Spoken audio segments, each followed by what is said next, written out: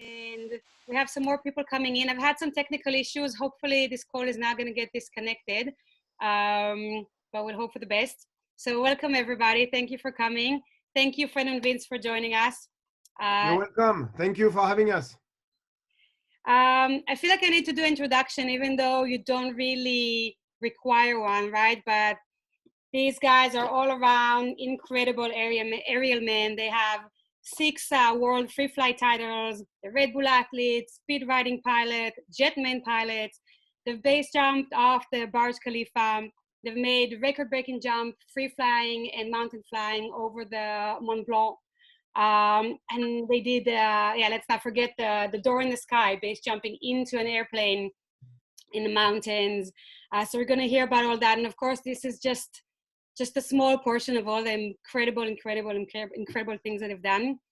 But for me, what's the most inspiring thing about these guys is how grounded, no pun intended, how grounded they are, and how much they really are still part of our community, always willing to help. We can see that by them joining us here for like their 3rd Q&A of the month. Always willing to help.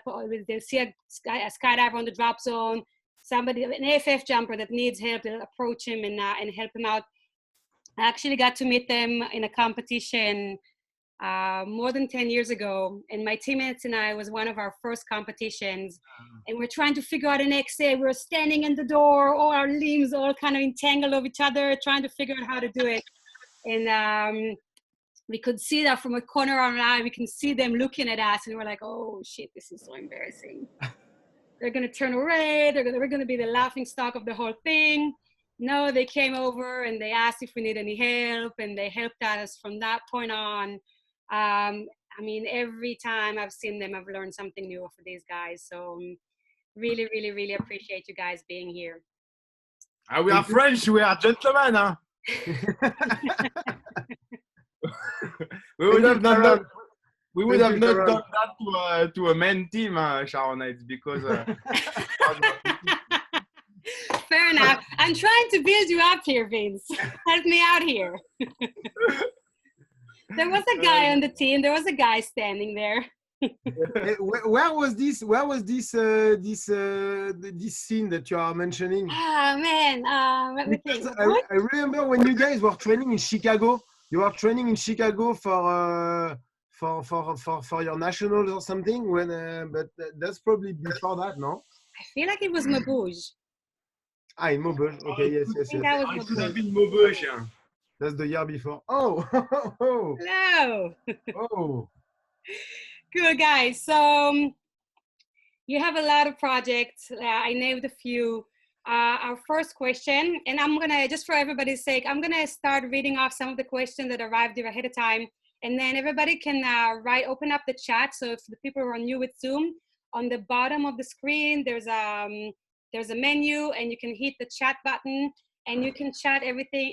Anytime you can chat something to the whole group, and you can chat your questions away. So once I'm done with the questions that we got ahead of time, I'm gonna go to the questions that you put in the chat. So feel free to put anything you have to say or ask while we're talking here. You can put that in the chat box. Cool. So first question is, how do you come up with these ideas?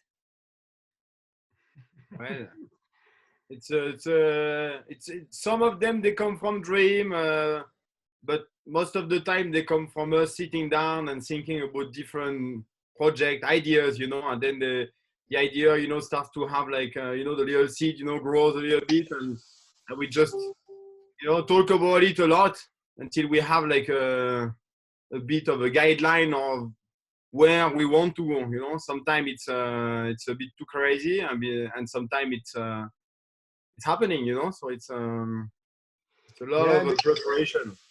There is something that helps us as well a lot is that we've done many different sports. I mean, like I'm talking like speed riding, even the mix of free fly and wing shooting in skydiving, or even the wind tunnel, or like the speed riding and paragliding, and to be able to, or base jumping, go in the mountains.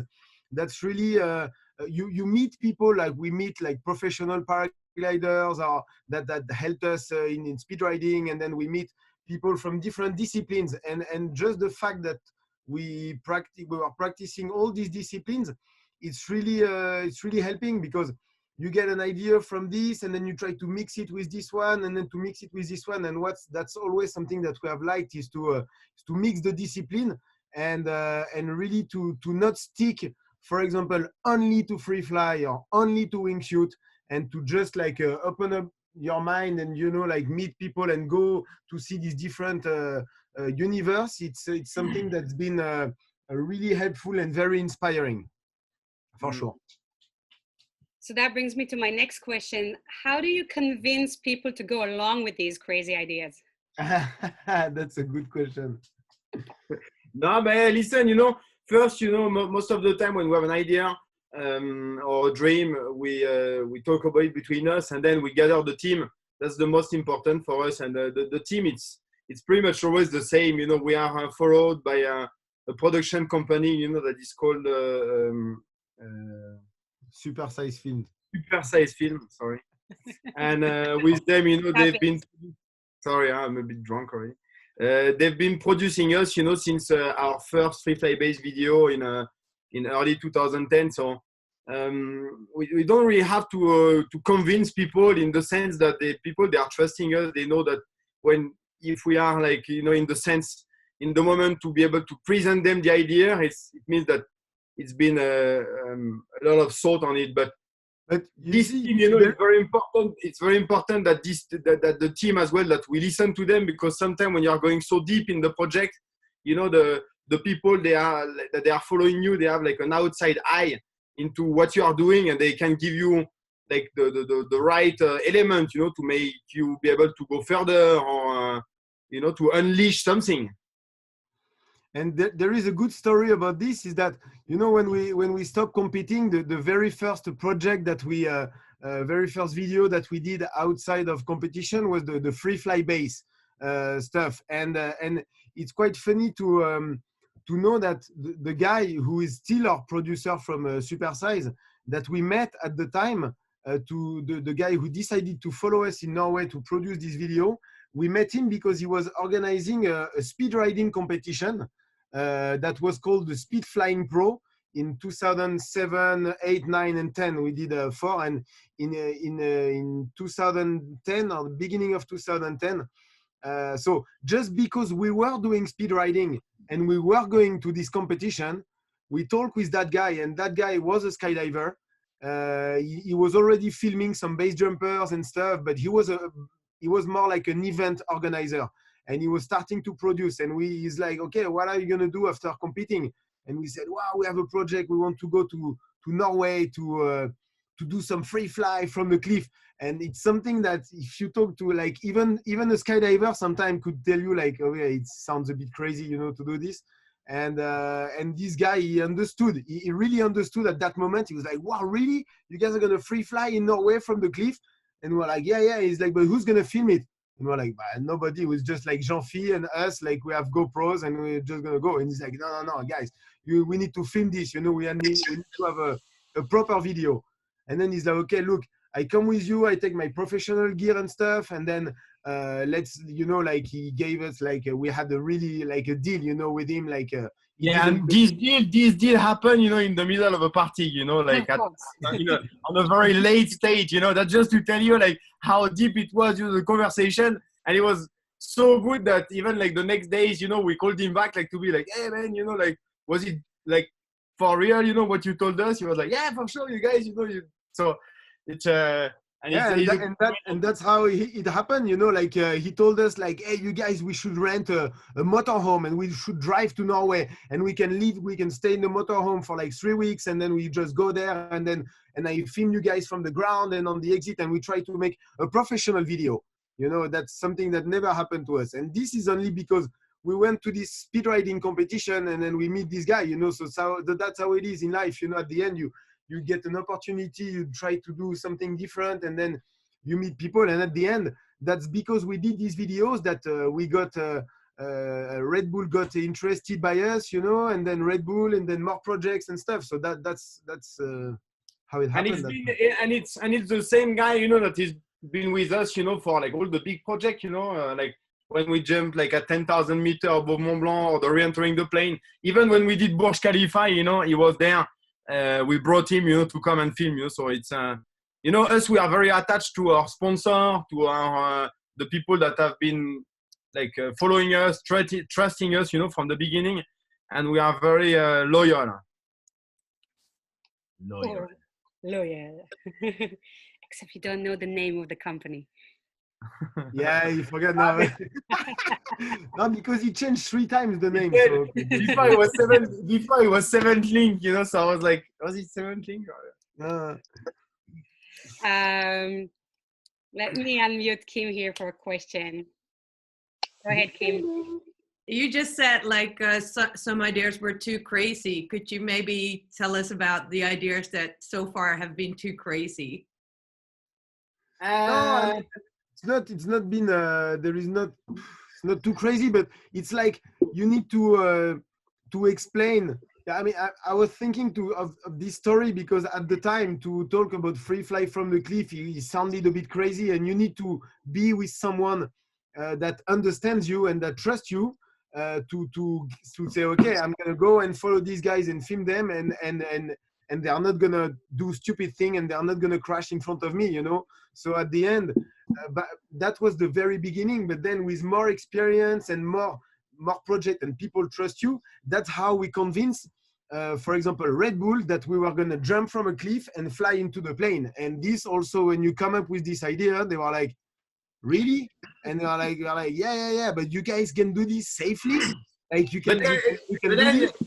For sure, like sometimes it's even from them, you know, it's like if for example, like re-entering the plane, you know, I had the dream, literally, you know, it came from a dream. We were talking about it with Fred that we wanted to do it like the same as what Patrick de Gaillardon did, jumping from the plane, re-entering the plane, but together, you know, it's been a dream of us, you know, for years to do it together. But then to jump from the mountain and then to re-enter the plane, you know, this came from a dream. So like if we put back into circumstance, you know, I was in Dubai. I wake up from a dream where literally Fred and I were on top of a mountain. We were jumping off, and then like as I'm flying back into the plane, I wake up. So it's the morning, you know. So I wake up like this, the hair like that, you know. My wife, she's like, "Oh, what's going on?" I was like, "Fuck, I just had that dream." So I wake up, I go in the living room in underwear. Fred is there, you know, and I'm like, "Bro, man, fuck, I just had that dream," you know. We're like jumping from the mountain and re-entering the plane. But that day, Freddy was not stoked about the idea, you know. I was not so stoked, you know. It scared me. I was like, man, I was like, fuck, man. I mean, like to jump from the plane and fly into the plane, yes, but like to base jump. What was scary was to imagine like doing this with a rig without cypress, with a base rig, and going to meet the plane, you know. And I was like, fuck, that's scary, you know. That's really scary, but. We talk about it, and then we try to you know, and Yves Rossi helped us as well, because when we were with him in Dubai and we told him about this idea, and surprisingly he was like, oh yeah, why not, you know, we could find a mountain, you know, and then we're in Switzerland, I think, and then I was like, okay, and yeah, just like talking about it and trying to find the place, and the more we were talking about it, and the more it seemed possible, and then we're like, okay, let's now imagine the training, imagine the thing, and then then it goes. Because it's where it comes the trust in between us, you know. With Fred, we've been together now in May we're gonna it's gonna be our 20 years anniversary of a wedding. No, not a wedding, but of a flying wedding, you know. It's 20 years ago on May 2000 we did our first jump together. So, you know, we did a lot of stuff, and a lot of different projects, competing. So we know each other by heart, you know. It's like we don't even need to talk. So, you know, you have some good days, you have some bad days. And the important is when the other one has the bad day, it's to bring him up, you know. And that's what happened when we are doing project, you know. At the beginning of the re-entering the plane, when we did the first training, I could not focus for some reason, you know, too much stuff in my mind. And I kept on crashing into the plane, you know, trying to re-enter, and I started to hurt my ribs. And then your ego is there, you know, you want to keep on going. But then at this point, I would have not stopped. The only person that could stop me would be him. So it's like you have to put your ego on the side, listen to your teammate, to your friend, and he's there to help you, to save your life, maybe in a way. So it's been something very deep that we've been going through with Fred through the years. And yeah, sometimes you propose something and it's crazy for one, but if the other one is sure about it, then in one point you just have to believe, because he has the vision, and then you don't want to kill yourself, So if you think about something, it's to make it happen safe, You guys feel me? It's been many times, even like on top of a cliff, for example, like are you sure? If you have a doubt or something, and then you're like, are you sure, you sure we can go? Yeah, we're good, we're good. Okay, we're good. And then sometimes, we know when both of us are not like, agree, or when the other one knows really that it's good, we can trust, and then that's how we sometimes push each other to do something, or just pull back each other to not do it because it's not a good moment, and then we don't want to take risks. So it's really it's only because we know each other so well that we can do this, I think. Yeah, and the trading for sure. I mean, the competition has been like a massive help for us, on like being quite strict on how you train yourself, how you visualize things, for like the different compulsory or free routine. And we've been taking this into like all the bigger project, and we have both of us our own way to kind of mental prepare, at the last second. And on the project himself, there is never a problem the day of the project, because you are ready. The day of the project is the day that you've been trained enough, that you thought about all the small or big things that could happen. You took care of it on training, so the day you are prepared. But on the day of the training, the whole preparation, we need each other to either push each other or bring each other up, if someone has a doubt. But it's good. It's hard to explain, but you should see, sometimes when we're on top of the mountain, and for example, we are going to do a new jump, and one of us has been doing it before, and then you get to the exit point, and it's like, fuck, like, are you sure that it's there at the start, like short start, like on some canyon and stuff. And then like the other one is like, for sure, man, it's just like an optical effect and this. And, it's trust, with us, it's been a lot of trust. You should always be real to your partner. And that's how we can take care of each other. So actually, that was another question that I had here was, I mean, you guys have been together for so long. I don't know a lot of teams that have been that long together, but also that close.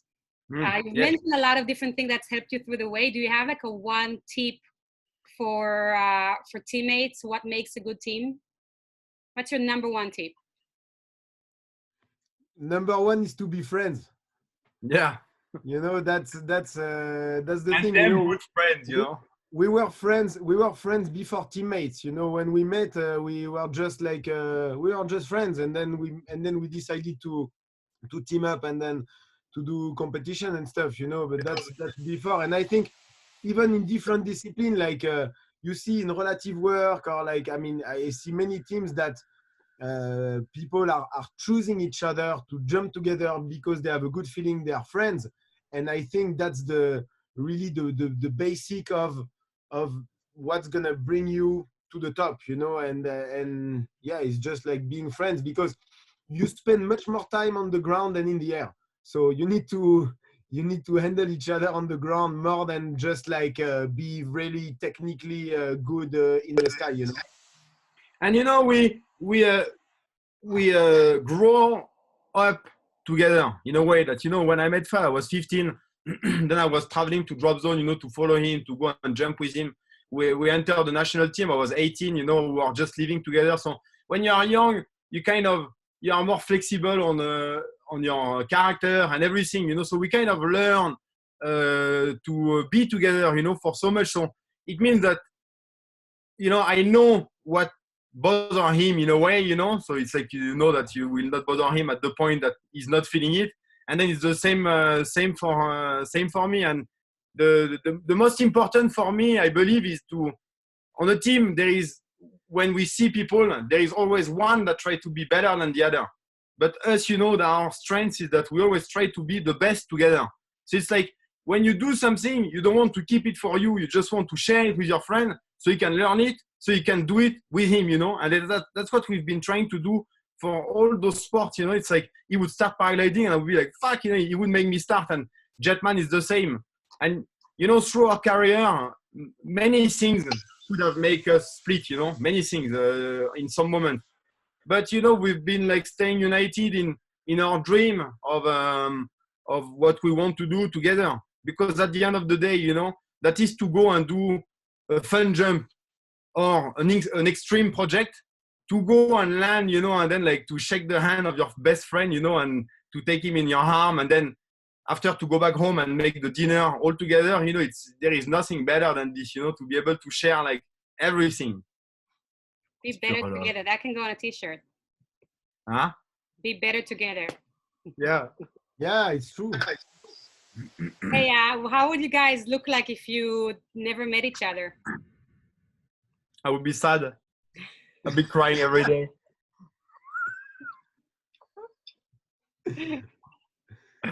No, but we don't know. We don't know. We don't know. This is a silly question. I'm sorry. You know, we are here together. No, I don't know. Look, I mean, I will give you just a small story. That me, we come from skydiving family. I grew up on drop zone, but me as a kid, I was like hating skydiving. I was too scared about roller coaster, all those stuff. And the thing for sure is that starting skydiving, you know, I was scared as fuck, but then it kind of like fucked my mind and it turned everything over. In one jump, I knew what I wanted to do in my life. But for sure, when I met Fred and then we started to jump together, it was kind of the, you know, it's like I knew that I wanted to do this for the rest of my life with him, you know, in a way, you know. Then until the moment that you have fun, you know, the day that you don't have fun, then it's the moment to stop, you know. It's right now there is still a lot of fun, so we're gonna keep on going. So to answer the question, no, I don't know what it would feel if we would not be together. And I don't want to know. Oh, Yes. that's the point, right? I'm feeling great right now. Awesome. Kevin here has a question. Hi, Kevin. Can you hear us? Kevin! No, I can't hear him, so I'll ask. He wrote it over here in the chat. He says, what was the biggest problem you ever had or the closest you've ever been to death doing one of your sports? I think he's wanting to talk about risks, basically. So what kind of obstacles have you have and what kind of situations you find yourself in high risk? Risk management, it's good. Well, I mean, hey, you know, it's like in any sport. Honestly, we've been doing 20 years of base jumping. I'm close to 25 years of skydiving, so for sure you get some close call. You know, like even doing a group jump in a boogie, and then you see someone passing like this. You know, sometimes, I mean, it happened. You know, to all of us. I think you can only rely on the preparation, basically, you know, and I think that's something that we've been lucky before we started to do any project in base jumping or stuff, is that we did a lot of competition. So we learn to prepare, we learn to train, basically. We learn to structure the training, and we learn to get prepared for a D-Day. So being prepared for a world championship or being prepared for a project, you're going to put the same kind of effort and into like each stage of the preparation to make it as safe as possible. But you know, like to give you a specific thing. But okay, to give you me a we've had a few, but we got hurt Yes. a couple of times, you know. Yes, but most of the time, you know, I'm gonna bounce on this. You know, it's most of the time, you know, the close call that we had, they happened on a moment where you are the most relaxed. You know what I mean? It's never been during a project, because in the project, you know, we are so, like we said, you know, we are so focused, and I mean, no one is invincible, you know, of course, you know, we touch wood, but we are so focused and prepared, and we put so much attention into the training that on the project, we never had anything. And every time that we had some stuff, it was on the moment where you are joking with your friends, some jump, some stuff where you think that you know the place, that everything is fine. And then suddenly, because you were too relaxed, then something happened. You know, it's most of the time the problem, you know. That's why, you know, another thing that help us, it's that we are together. So when one of us starts to go a bit too crazy, it could be not together, you know, like him going and doing a jump and then showing me something, and then like me, I would give him like the truth of what I saw. You know what I mean? I will not tell him something because he's my friend, you know, and be like, oh fuck, that was a great line and stuff, and then after telling myself like, fuck, you almost die, you know. I will tell him the truth, you know, and be like, fuck, that was so fucking stupid, we should not do this again, and then that's it. And I'm happy when he does the same for me. You know what I mean? Because there has been too many accidents, you know, in our community, some close friends that could have been avoided sometime because of, you know, being a bit more honest with the person and not because of what they are. You understand? Makes sense? Makes a lot of sense. Can you guys talk about any major obstacles that you've had along your way? Le coronavirus, the COVID-19, the COVID-19. That's the biggest challenge you guys have had. No, but I mean, big obstacles. I mean, hey, like we said, like we got hurt a few times, you know, like especially I think when Vince hurt his ankle pretty bad. That was something that slowed us down. But at the end, you know, we got lucky that me, I hurt my back 2 times. Broke a vertebrae, like doing some stuff on landing, or 1 time on paragliding, some stuff like this. So I'm more talking about, like, I mean, obstacles.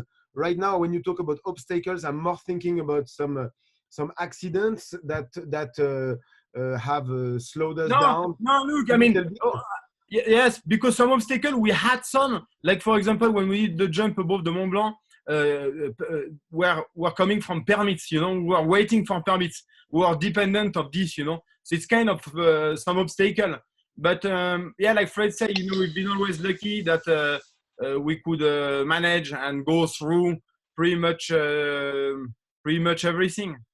And well, it's just like, you know, if like, for example, you get hurt, okay, it's also a time to think, you know, to stop yourself, and then to okay, take care of your body, and to come back later. So sometimes we were a bit slowed down. But if you really, you know, at the end of the day, it's never the good moment, for example, when you get hurt, you know, and then you have a project, you have something. But we've always been patient and really motivated to go to the next goal, you know. So even if it was like, for example, the Mont Blanc, the permit, or sometimes we had to postpone a project for 1 year because, for example, the oxygen system wasn't good and we had to find for something. But at the end of the day, if you're really like motivated for a goal, even if you get hurt and you lose 3 months or 4 months or whatever, and then you need to wait for some permit or work on something, blah blah blah. I think we've always been able to reach our goal, because once we have an idea in mind and we know that it's going to be doable, we don't let it go, you know. At the end, we're going to give everything to make it happen. So it might take more time, but we you know, we have the motivation. And also to be together, it helps us, because sometimes you're alone, you have something, you know, you can lose the motivation if you don't have someone to really push you and tell you, okay, it's going to be good, just wait a couple of months and then we are back into it. And that's the strength also, to be together, to keep this motivation. If you have an idea or a dream, try it, you know, because it's better to try and not like than not to try and to regret every day. Mumphy here has a question regarding teamwork. Go, Mumphy. Cool. So Hello, guys. Going back to the friendship topic, you guys were talking. So you guys are a great inspiration of teamwork and friendship at the same time. I guess for you guys, it's really blend in, and maybe even harder to like separate or make the difference sometimes. So regarding to this, like, does friendship and teamwork kind of like crash sometimes? If it does, when? And how do you guys balance these to like keep it stronger?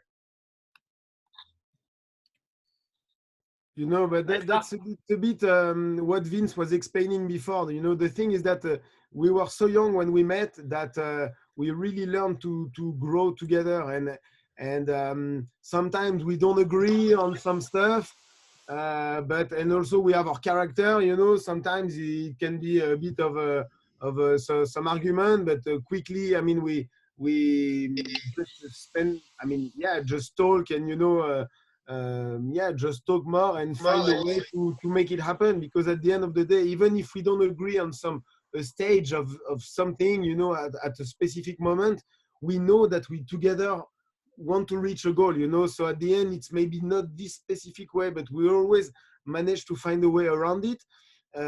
Also because we are at the originally because we are friends, you know, and then we have this friendship that it's not gonna be destroyed just because of a technical issue or because of a skydive or because of something, you know. So that's yeah, I think we've. But there is for sure there is some tension, and actually there is not a lot, you know. And you know, when I'm reading your message, you know, how do you keep it balanced, you know? And the thing is that we don't even balance it, you know. We are spending so much time together that you know. If it would not be fun, then we would have been stopping this, you know, a long time ago. You know what I mean? When you spend like that amount of time, like actually now it's the confinement. We've been like apart, you know, for a bit more than a month, and it's actually like never happened, you know, because normally, you know, when we are apart, it's like a few days or a week or 10 days when we are going apart from holidays, because sometimes we are going holidays together as well, not just him and me, huh? With our wife as well. Huh? We are physically married to you know, we have wife. Too But beautiful. now, what I mean is this: it's we are lucky it worked like this, and I think you know, it's the advice that we can give to people. It's like listen to each other and communicate, you know, and go towards the, you know, you need to have like a similar goal, you know, but the mind needs to be the same, and you need to listen. You cannot have one that is better than the other. Otherwise, it's going to create some conflict. You know. Hey, I can see Shannon Pilcher. Yeah, Shannon. Yeah, Shannon. Hey, Shannon. What's up, buddy? How are you, bro? I found some jump that we did together in Emporia on my mini DV. Man, some throwback. Those guys, they've been our idol. You know, when Fred and I we were living in Spain together, I remember we were putting like over and over the video of the PD Factory team. So I don't know if some of you guys know which video I'm talking, but it's the one where I was like East Richardson on it, you know, where they were doing like massive swoop on the lake, you know, with the music. Ta, ta, ta, ta. You know, I don't know if you remember. Fuck, it was good, you know, like watching over and over this. Those guys, they were like our, you know, our idol. So Shannon's asking for marriage advice from the Jetman, but we'll do that privately later. I have a question from Mike here regarding the Jetman project. So there you go, Mike. Unmute. Hi, my question is, how do you see Jetman or the Jetman project developing? Do you think you will end up training more people, and do you think more of these projects will pop up as you develop human flight? Thanks. Yeah, man. I mean, you know, the Jetman, we focus quite a bit. I mean, our activities basically it's split in half. You know, 6 months it's with Jetman, 6 months it's with the Soul Flyer. So we try to give a bit of everything. The past year, you know, we spent a bit more time because the project restarted in Dubai and we wanted to take off from the ground. So we kind of dedicated a lot of time on this. But it's you know, the Jetman project require a lot of time, but it's a lot of time as well for the engineer. The engineer right now, for example, during the confinement, they are there in Dubai because they choose at the moment where everything was locking down. They prefer like to stay in Dubai to move forward on the project than to go back to their countries. So it's we have like an amazing team, and we always need to give like the best credit to the team for Jetman, because once again, Fred and I, we are piloting the machine, we are giving the input to the machine, but most of the training, most of the development and the adjusting is done by those guys. So it's it could not happen. It could not happen without them. So yeah, we try to balance as much as possible in between the soul flyers and this. Luckily, when we're in Dubai, we can train Jetman and we can skydive, because our hangar Jetman is next to the Skydive Dubai desert. So we can just, when we are done from Jetman training, we can go skydive and you can have a bit of both love in one day. Mike's actually an engineer. That's probably where that question came from. He's very interested in that project. Yeah, no, but right now, I mean, to answer more directly the question, it's like we are right now. It's still quite complicated to make it happen. You need a helicopter, you need a big team, around it. It's a bit hard to make it happen. There will be a new Jetman pilot that already started his formation in the UAE. So it's going to take him some time, to reach the requirement that we have set to that we feel that you need to have to be ready to fly this machine. And hopefully in the future, the system will be more accessible and maybe more people. I mean, we hope that more people will be able to fly it, because at the end of the day, it's not so hard to fly, like especially when you come from skydiving, it's very intuitive, the way you move the shoulders, the head, the torso. I mean, it's like free fall, but instead of having the gravity, it's the engine that push you. So it's quite easy to fly. But in case of an emergency, there is a lot of procedure that you need to have in your head, and then that you need to be ready to do all the time.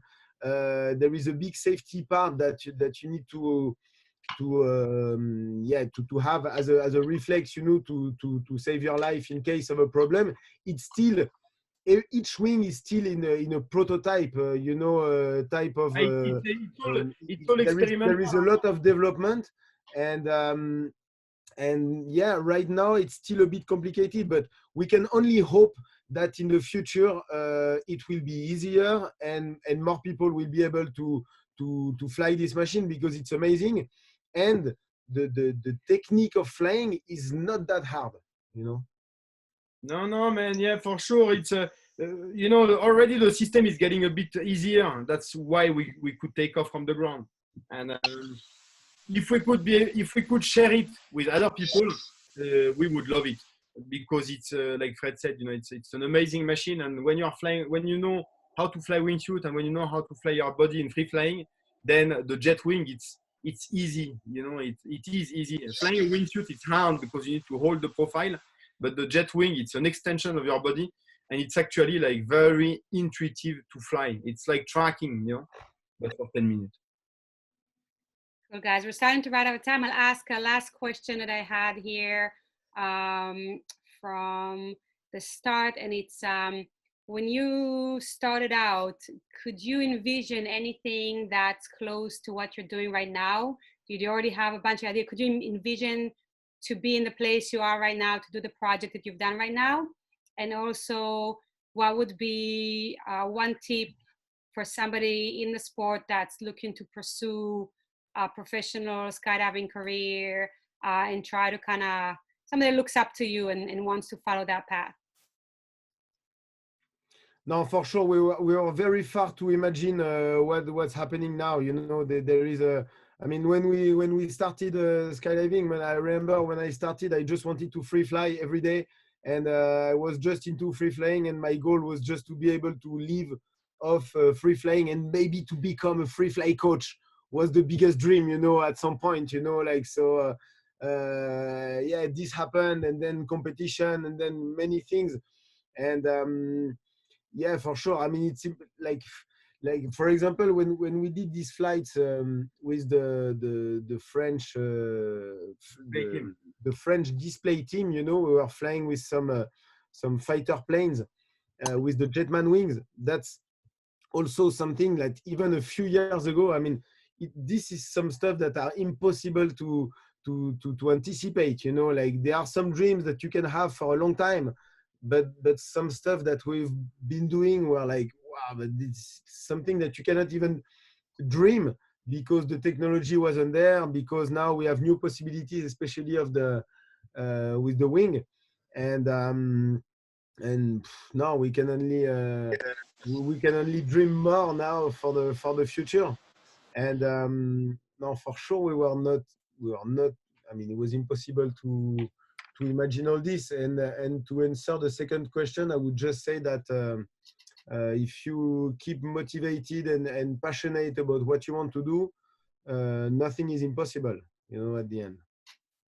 No, yeah, for sure. It's exactly what Fred said. You know, for me, for the motivation is this. It's through our life, through our career. You know, we've been driven by the dream and the motivation. And sometimes there is some people you know, say some people that they don't want you to succeed. You know, and you need to you know, just get over this and go to the end of your dream. You know, of your ideas. This is the most important, you know, like you cannot get stuck. You cannot keep something inside, you know, that you want to do and not doing it. You know, you need to commit. So it could be for anything. It could be at work. It could be skydiving. It could be for base jumping. Life is too short, you know. So that's why, you know, the motivation is this. If you have a dream, if you have an idea, even if it's crazy, try it. Because it's better to try and not like than to not try and to regret. I'm just reading this last question that Derek is asking. First jump after lockdown, free fly. So I'm not sure about this. I think the first jump after lockdown for me, probably for us, will be a wingsuit base jump from the cliff that is just right there.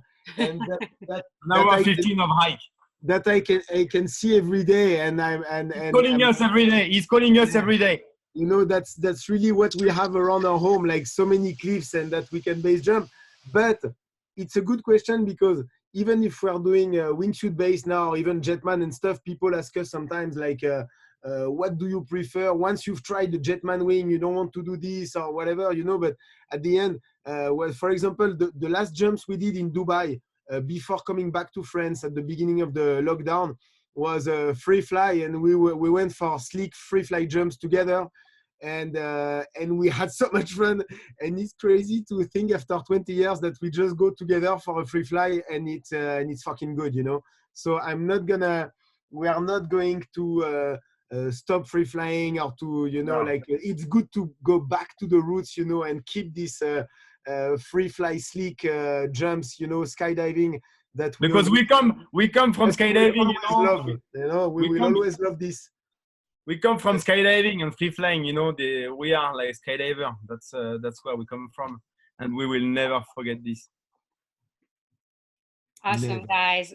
We're running out of time, but thank you so much for doing this. I know you've done a few of these already, so I really appreciate you making the time for this. And thank you for everything you're doing. You're really, when I think about somebody inspiring and pushing the sport, your names come to mind instantly. Like the things that you're doing, I'm constantly blown away. Every time you release a video, I'm like, how did they come up with this? How did they do it again? How did they one up themselves once again? So thank you so much for that. Yeah, no, thank you. Thank you very much. Thank you for having us. Et je peux aussi voir Mathieu Tristam qui est connecté.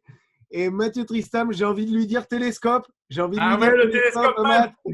Télescope. And Kim, it was nice to see you, Kim. It's been years that we haven't seen each other.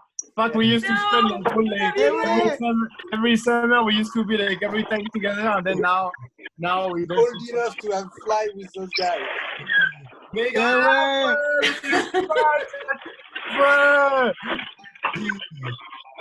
Oh man, I love you guys.